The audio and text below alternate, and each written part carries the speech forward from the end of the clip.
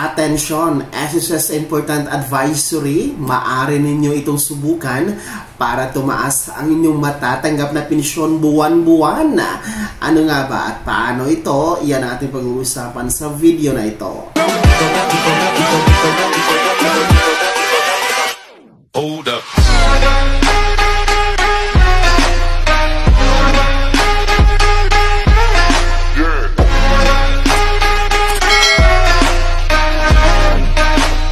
Hello mga ka-vlogs! Welcome dito sa aking YouTube channel. Magandang araw po sa lahat ng mga manonood. Saan po kayong dako sa mundo? Kumusta kayo mga ka-vlogs? Ito na nga po atin po pag-uusapan sapagkat maaari pong tumaas ang pensyon na matatanggap kapag kayo po ay mag-a-apply na for SSS Pension Retirement. Yes po, sapagkat sa ngayon, ang pinakamababa kasi na tinatanggap na pensyon ng ating mga pensyonado sa SSS ay nasa 2,200 pesos lamang. So, pinakamababa yun, no? Napakaliit po talaga ng 2,200 pesos kung yan po ang pensyon na tinatanggap ninyo. Kaya naman po, ang SSS ay naghahanap po ng programa, naghahanap po ng paraan paano nga ba maiangat, mapataas, mapalaki ang inyong tatanggapin na pensyon kung kayo po or kung tayo ay magkaka-retirement pension na din po, kung tayo ay aabot sa 60 years old, or makumpleto po natin ang ating 120 months contribution sa SSS. Well, kung inyo pong natatandaan ng mga nakaraang buwan mga ka-vlogs, actually ang SSS president pa natin noon ay si Mr. Rolando Ledesma Makasait pa, ay inilumsad po ang SSS Pension Booster. So, ang SSS Pension Booster Program ay naglalayong mapataas, mapaangat, mapalaki ang tatanggapin na pensyon para sa ating mga SSS members kung sila nga po ay kompleto na po sa 120 months contribution and tutungtong sa 60 years old, or pataas. So, yun kasi yung requirements paano tayo retirement pensioners dyan sa SSS. Maliban na lang doon sa survivor, kasi beneficiary naman po yun kung namatay po sakali ang miyembro mismo sa SSS, merong beneficiary. So, survivor pensioners ang tawag doon. So, itong SSS Pension Booster ay isang bagong programa po ito sa SSS na hinihikayat po ang mga miyembro na mag-invest, subukan ito na i-invest sapagkat ito po ang tulay paano po mapalaki ang kunti, yung maliit ninyo kakarampot na pensyon na tinatanggap sa SSS, halimbawa po doon sa 2,200 pesos. So, ang gagawin nyo lang po, punta lamang po kayo sa inyong my.sss account. Tapos, puntahan nyo po yung services. Meron po doong pension booster. Then, i-click nyo po, fill upan ang mga forms para makapag-enroll.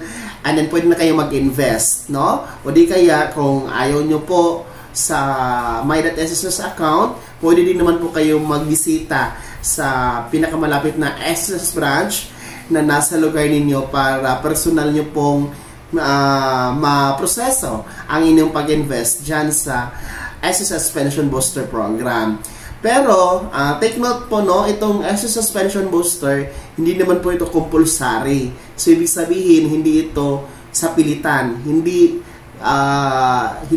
ito ipipilit sa lahat ng mga SSS members, sapagkat sa mga gusto lamang, voluntary kasi ito, sa gusto lamang yung may mga extra na money, may mga sobrang pera, kung gusto niyo lang po na tumaas, lumaki ang inyong pensyon sa hinaharap. So, ang minimum naman po dito na halaga na pwede nating ilagay sa pension booster ay 500 pesos. So, minimum po yan, 500 na piso. So, kung marami talaga kayong extra, pwede naman po 1,000, 2,000, 3,000 or pataas, dahil kung mas malaki po sa 500 ang inyong ilalagak dyan sa pension booster program, syempre mas malaki rin po ang balik sa inyo. And ayon po sa SSS, maganda itong pension booster program, no? Sapagkat hindi naman po ito magagalaw. Halimbawa po, kung hindi po kayo nakapaghulog ng contribution nyo,